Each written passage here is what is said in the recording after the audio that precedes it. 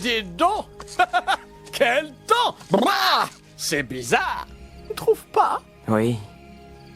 On dirait que le vent a changé. Ah, changer, c'est bien. Oui, mais c'est pas facile. Je sais ce que je dois faire, mais pour revenir, il me faut faire face à mon passé. Et je l'ai fui depuis si longtemps. Oh, tu es devenu fou! Tu oublieras vite, c'est du passé. Oui, mais c'est douloureux. Eh oui, le passé, c'est douloureux. Mais, à mon sens, on peut soit le fuir, soit tout en apprendre. Ah, tu vois? Alors, quelle est ta décision? Pour commencer, je vais prendre ton bâton. Non, pas mon bâton. Hé, où vas-tu? Reprendre ma place! Viens, sauve-toi vite.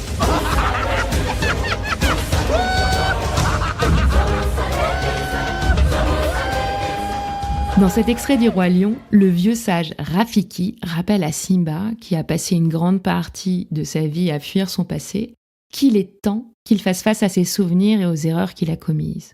Ce n'est qu'en acceptant et en comprenant son histoire qu'il peut redevenir le roi qu'il est destiné à être. Notre passé, qu'il soit joyeux ou douloureux, est plein d'enseignements. Imagine-toi sur un bateau en pleine mer. Pour savoir où tu vas, tu as besoin de connaître ta position actuelle. Mais pour réellement comprendre où tu te trouves, tu dois aussi regarder d'où tu viens. Sans cette rétrospective, il est facile de se laisser dériver, d'oublier les leçons apprises et de répéter les mêmes erreurs. Nous sommes au cœur de l'été. Une période où beaucoup d'entre nous ont ralenti, ont débranché du rythme effréné de l'année. Mais avant de replonger dans la rentrée, tête première, et de prendre de nouveaux départs, il est crucial de te poser un instant et de faire un point sur ce que tu as vécu. En effet, regarder en arrière permet d'avancer avec plus de précision. C'est pourquoi, avant de te lancer dans les projets de la rentrée, je te propose de faire une rétrospective de tes 6 derniers mois. Ce n'est pas simplement un retour en arrière, c'est une étape nécessaire pour avancer plus efficacement.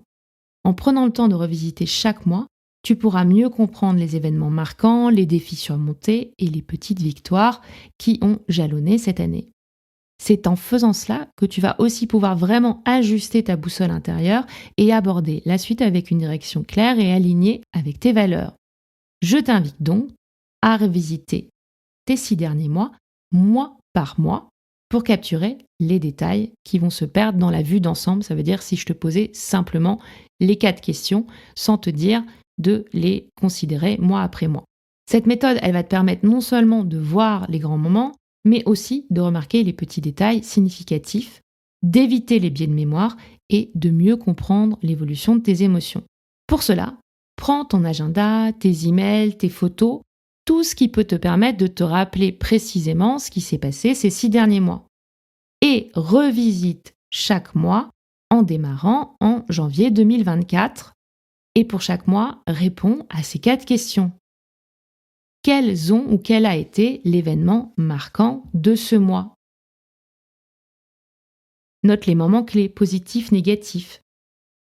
De quoi as-tu été fier ce mois-ci?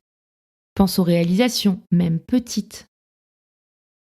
Qu'est-ce qui a été difficile? Identifie les obstacles et défis que tu as dû affronter. Et enfin, note ton état général sur 10 et tu peux aussi mettre une émotion dominante, une couleur dominante pour ce mois. Ce bilan va vraiment te permettre d'avoir une vision de l'évolution de ton année. Maintenant que tu as une vision claire de tes derniers mois, il est temps de te pencher sur une autre question cruciale. À quoi passes-tu ton temps réellement? Une des raisons principales de notre insatisfaction est que nous ne passons pas notre temps à nourrir nos valeurs, à utiliser nos forces, à construire notre pourquoi.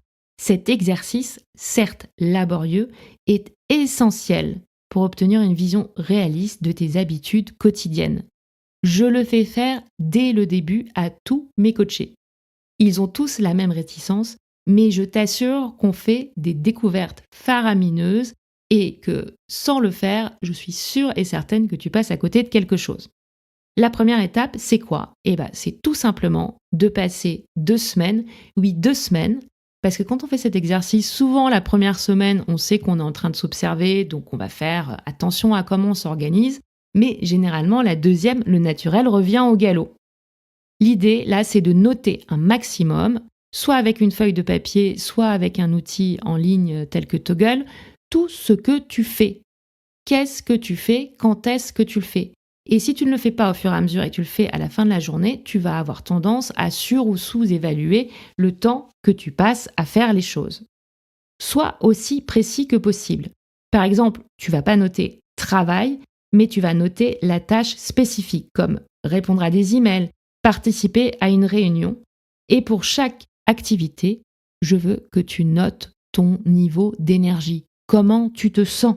Pour t'aider à penser, à te remémorer, à traquer ton temps, tu peux essayer de le lier à une action répétitive. Par exemple, quand tu te lèves, quand tu regardes ton téléphone, quand tu vas prendre un café, te dire « Ah, qu'est-ce que je suis en train de faire à ce moment-là » ou « Qu'est-ce que j'étais en train de faire juste avant » et de le noter sur ta feuille.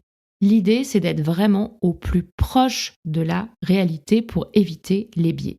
Deuxième étape, une fois que tu as fait cet exercice de collecte, tu vas regrouper tes différents blocs de temps par grandes catégories. Ça peut être le sommeil, les loisirs, les réseaux sociaux. Ça, je te laisse libre de tes catégories et tu vas donc pouvoir ainsi les analyser pour voir quelle est la catégorie, quelle est la tâche à laquelle tu passes plus de temps. Et si cette tâche, par exemple, est une tâche qui te prend de l'énergie et que cette tâche est la tâche que tu passes le plus de temps à faire, il est assez évident de se dire qu'on voit d'où vient ton insatisfaction. Et donc ça va te permettre, tu l'auras compris, de faire des ajustements. Pour aller plus loin, tu peux construire et classer ces différentes tâches dans une matrice de gestion de l'attention. Cette matrice, elle est divisée en 4 cases et d'ailleurs assez proche de la fameuse matrice d'Eisenhower. Ces 4 cases, elles correspondent aux tâches inutiles, ennuyeuses et sans valeur ajoutée, aux tâches distrayantes, sympas mais pas du tout productives, aux tâches nécessaires, importantes mais pas sympas du tout, et enfin les tâches qui font du sens, où là, tu me vois venir, c'est les tâches a priori dans lesquelles tu exerces tes talents, tu te retrouves en phase avec ton ikigai et qu'il va falloir prioriser. Enfin, si tout cela te semble ultra complexe, je te propose une alternative plus light. Mets une alarme toutes les heures sur ton téléphone et au moment où ton téléphone sonne, regarde ce que tu es en train de faire. Et pose-toi cette question. Est-ce que cette activité est alignée avec mes valeurs, mes objectifs? Cette simple réflexion va peut-être te permettre de te rendre compte que tu es complètement en train de passer à côté de ce qui est important pour toi. Pour finir ce bilan, je te propose une troisième chose à auditer. Je sais, je t'en ai déjà parlé la dernière fois, mais c'est tellement important. Curate tes relations. Jim Rohn dit, cette célèbre phrase, tu es la moyenne des 5 personnes que tu fréquentes le plus. Cette citation, elle met en lumière l'influence considérable de notre entourage sur nos comportements, nos décisions et en fin de compte sur la direction que prend ta vie. Les personnes que tu fréquentes régulièrement façonnent complètement ta façon de penser, tes croyances et même tes habitudes. En psychologie sociale, des études montrent que les comportements observés chez les autres influencent de manière significative tes propres attitudes et actions. C'est contagieux. Vois vraiment ça comme un virus, comme la Covid, si ça peut t'aider à passer à l'action. Ne laisse jamais personne te dire que tu n'es pas capable. Même pas moi. Compris? Compris. Si tu as un rêve, tu dois le protéger. Tu verras que les gens incapables d'y arriver feront tout pour te décourager.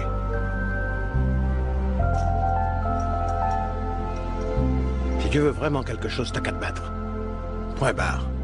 Cette scène illustre en effet donc l'importance de se protéger des influences négatives. Chris encourage son fils à ne pas se laisser décourager par ceux qui projettent leurs propres limitations sur lui. Cela souligne l'impact, encore une fois, que notre entourage peut avoir sur notre mental et sur nos actions. Entoure-toi de personnes qui croient en toi et qui te poussent vers l'avant. Pour prendre conscience de l'entourage que tu as et s'il est bénéfique ou pas pour toi, je te propose de réaliser une cartographie de tes relations. C'est vraiment un exercice ludique et sympa. Donc tu vas prendre un papier, des crayons ou des stylos de couleur et essayer vraiment de prendre un maximum de plaisir tout en répondant également avec un maximum d'honnêteté aux questions que je vais te poser. Tu vas commencer par te dessiner au centre d'une feuille de papier. Alors tu peux te faire un rond, un carré ou même te dessiner. Encore une fois, l'idée c'est que ce soit amusant à faire. Et ensuite, tu vas inscrire autour de toi le nom des 5 personnes que tu fréquentes le plus souvent. Et ensuite, tu vas ajouter les autres personnes significatives, mais un peu plus loin sur ta feuille de papier. Est venu maintenant le moment de qualifier les relations que tu as avec les personnes. Là, je te laisse libre au choix des noms, des adjectifs que tu vas choisir, et tu vas utiliser des couleurs ou des symboles pour indiquer l'influence qu'exerce cette personne. Alors, tu peux par exemple simplement utiliser du vert pour des personnes qui t'inspirent, qui te motivent, du jaune pour celles qui sont neutres et du rouge pour celles qui drainent ton énergie.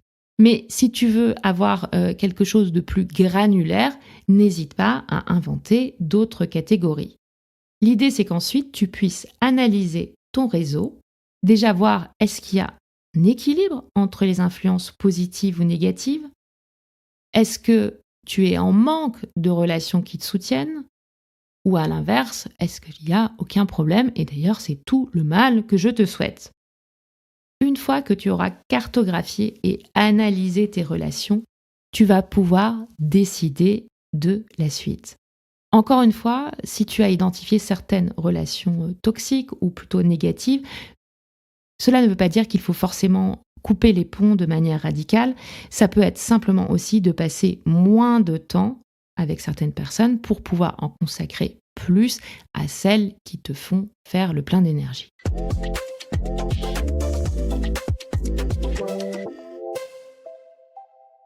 Nous voilà arrivés au terme de ce voyage introspectif. Un voyage, je l'espère, riche en découvertes personnelles où tu as pu plonger au cœur de toi-même, éclairer tes valeurs, identifier tes forces et commencer à esquisser les contours de ton pourquoi. Mais ce n'est qu'une étape, un point de départ vers une vie plus alignée. Partage-moi tes réflexions, l'acrostiche de ton prénom ou tout ce qui te semble important. Je suis vraiment super curieuse de découvrir tes investigations. Ta boussole intérieure te donne le cap, mais pour éviter de dériver, tu dois l'utiliser pour planifier et agir. C'est un peu, je file la métaphore, comme un navigateur qui, après avoir vérifié ses instruments, sa position, trace une nouvelle route, cette fois-ci en tenant compte des vents, des courants et des obstacles. Sans ce cap, il risque de se perdre ou bien de se retrouver à nouveau dans les mêmes tourments. C'est pourquoi, dans notre dernier chapitre, le chapitre 6, nous nous concentrerons sur la construction de ce fameux plan d'action pour la rentrée afin que tu puisses entamer cette nouvelle étape avec sérénité et détermination. Avant cela, nous allons poursuivre notre voyage des profondeurs en explorant tes racines, ton héritage familial. Comme je te l'ai souvent répété, pour être sûr d'avoir fait tes propres choix, de faire tes propres choix, il est essentiel de comprendre les influences qui t'ont façonné. Ce sera l'objet du chapitre 5, dans lequel je vais t'amener à explorer tes origines, comment elles ont façonné tes croyances et tes valeurs héritées, et comment, en fait, tout ton passé a modelé ton présent. C'est seulement grâce à ce retour en arrière approfondi que tu seras pleinement prêt à aller de l'avant en étant sûr d'être le capitaine de tes choix. Avant de conclure cet épisode, je t'invite, je sais, je me répète, mais c'est ultra important, à laisser 5 étoiles et un commentaire pour soutenir le podcast. C'est la meilleure façon de me dire merci et de le faire connaître.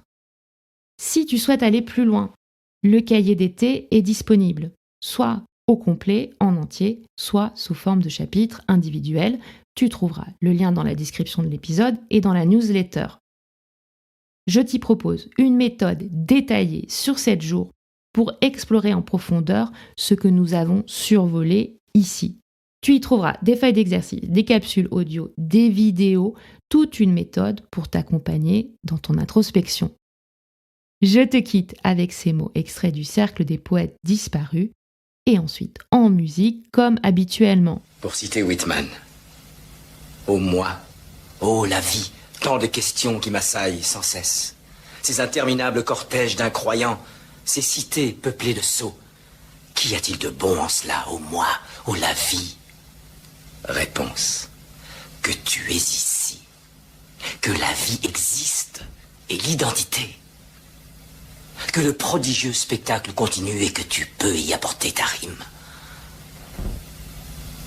Que le prodigieux spectacle continue et que tu peux y apporter ta rime.